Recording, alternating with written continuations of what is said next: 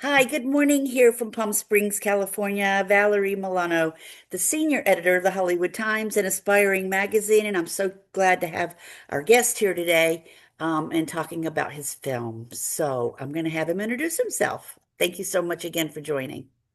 Like I said, thank you again for having me. My name is Jay Pendarvis Jr., and I'm the writer director of the short film See You Soon. Beautiful, beautiful. So, Jay, what was the original spark for See You Soon? Was there a particular experience, memory, or relationship that inspired the story about grief, memory, and brotherhood?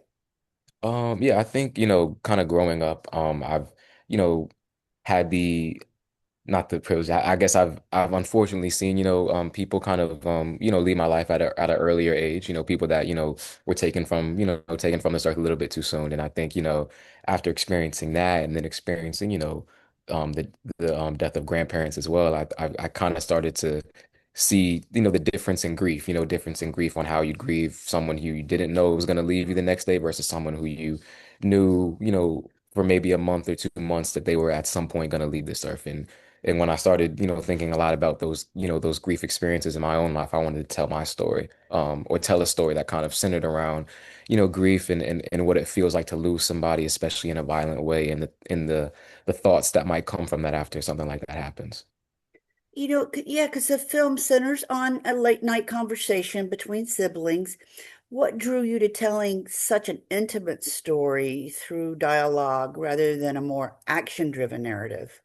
Right. Well, I guess we'll see you soon. It is a proof of concept. So I remember I studied at the University of Virginia, and in my senior year, I wrote a feature film there called Brothers Keeper. And when I moved out to LA and started going to USC Film School and signed with management, my script was picked up by Anti-Gravity Academy, which is a production company, and our next step was kind of wanting to make this short film. And we thought the best way to kind of encapsulate all the emotions and things that you'd feel in this short is by stripping it all down to just a conversation between two brothers. So, we wanted to do this for as cheap as possible, while still, preserving, all the things that are in this film. And from that, we got this intimate conversation with these two brothers in a diner. Asante Black and Isaiah John, hopefully I'm pronouncing their names right, are both incredibly talented performers. What made them the right actors for these roles, and what did they bring to the character that surprised you? Yeah, I mean, they're both great. I remember I saw Isaiah in Snowfall when I was watching that in high school and through college, and then Asante, I remember seeing him for the first time in When They See Us on Netflix in high school as well. And I just these are both younger, black, up and coming actors who've proven that they can do some really amazing things with their performances. So I knew for a fact that I wanted to reach out to these guys as soon as possible, and I was lucky enough to have management that was able to get to their managers, and we were able to kind of make this thing come together. And they brought their own things to it for sure. I mean, Asante's, grew up around, 30 minutes away from where I'm from. I'm from Virginia. He grew up in Maryland. So he brought his own thing of, just having that DMV kind of spark to himself. He brought that to the character. And Isaiah, I just asked so many questions, which always surprised me. He asked me questions. At a certain point, I was like, man, I need to think on these questions. You know what I mean? I need to figure out more about your character as well, the way that you're getting into this thing. So they're both just so professional, and we were just able to really just work well together. I enjoyed it. Good for you. Yeah. And as you were talking about earlier, grief is something everyone experiences differently. What aspect of grief or healing were you hoping audience, or are you hoping audiences will connect with most after watching the film? Right.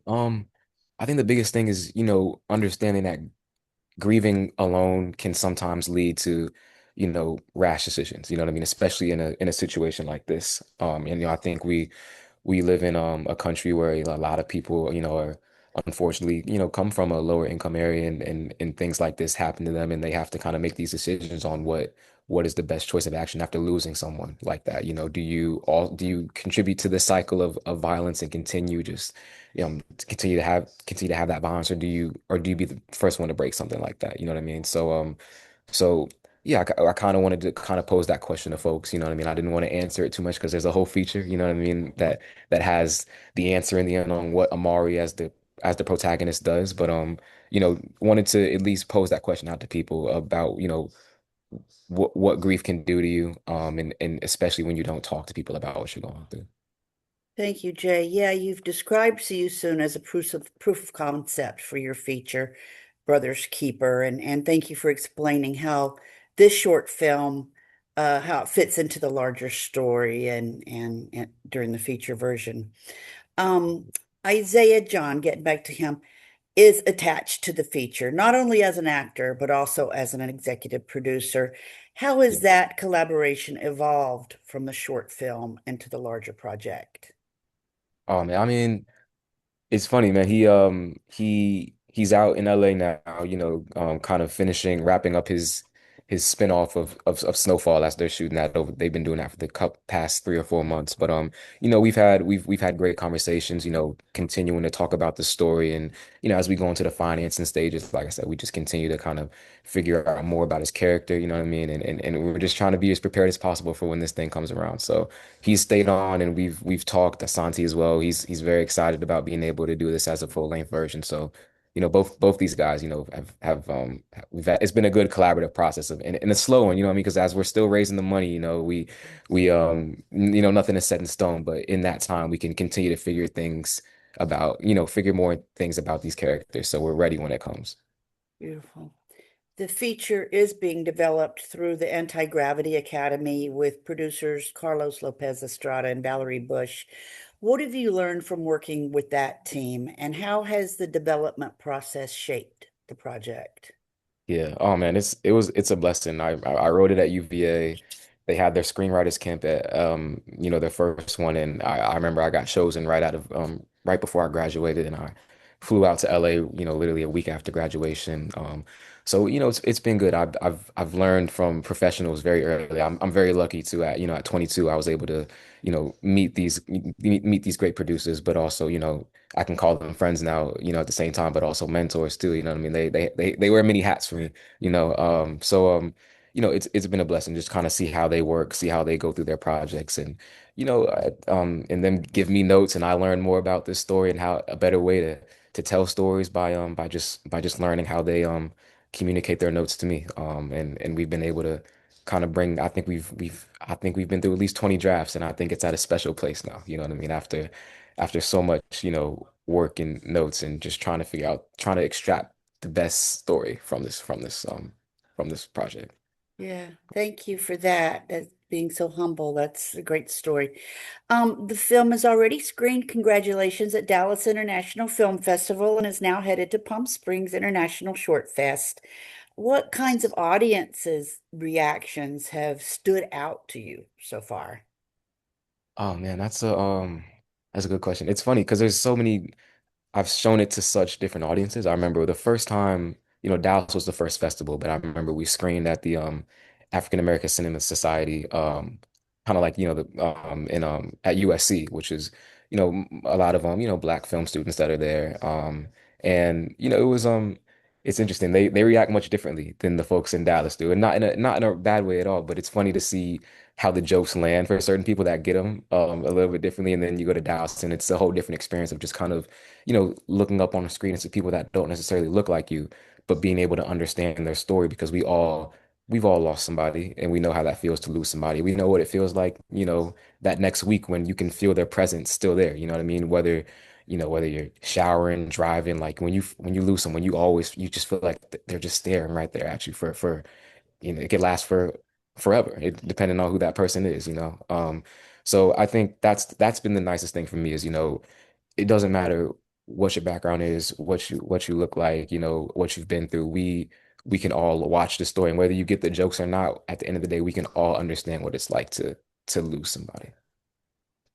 As a writer and director, how do you balance telling a deeply personal story while also making it universal for audiences who may have different experiences? That is something I'm still trying to figure out. I would, because I definitely don't think I'm an expert at that. I think I always start from the most personal place ever, And I think as the script evolves over time, you begin to find places where you know that people will be able to connect with that, and you can draw those spots out more. But I think that first draft has always got to be from the deepest part of your heart and from your mind. And from there you can begin to think, okay, how can this relate to everybody? But I think it's got to come from a place of truth first. Good. Yeah, closing question. If audiences at the Palm Springs International Short Fest could take away one message or feeling from See You Soon, what would you hope that is? Oh man, that is all. That's all. That's a really good question. That's the hardest question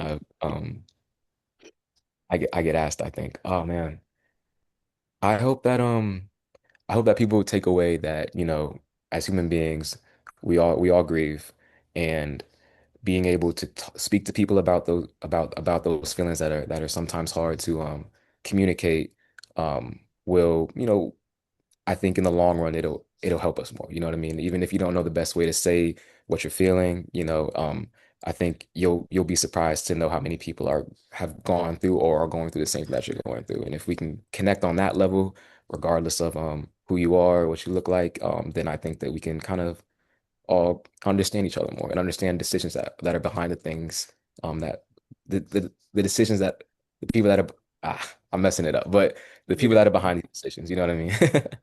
I love it. You're great. Um, so now we're looking ahead. We're looking ahead to your what are your hopes for See You Soon and Brothers Keeper over the next year? And where can audiences follow you in the journey of the film? Social media or website or what? Absolutely. Yeah. So you can follow our film page, which is seeyousoon.film. That's our Instagram page. And we post everything on there. So every screening we have, every new accomplishment we have, new attachments, that's all kind of found on there. So if you follow the journey as we're continuing to, kind of, you know, explore through the country and different states and show people things. Good. Thank you so much for your time, Jay, and for this project, and keep up the good work. We're the Hollywood Times today, aspiringmagazine.com, and our YouTube is the Hollywood Times official. So maybe we'll meet you out here in Palm Springs, if not there at a future film festival. Thank you Absolutely. again. Thank you so much. Thank All you. right. Have a good rest of your day. All Bye-bye. right.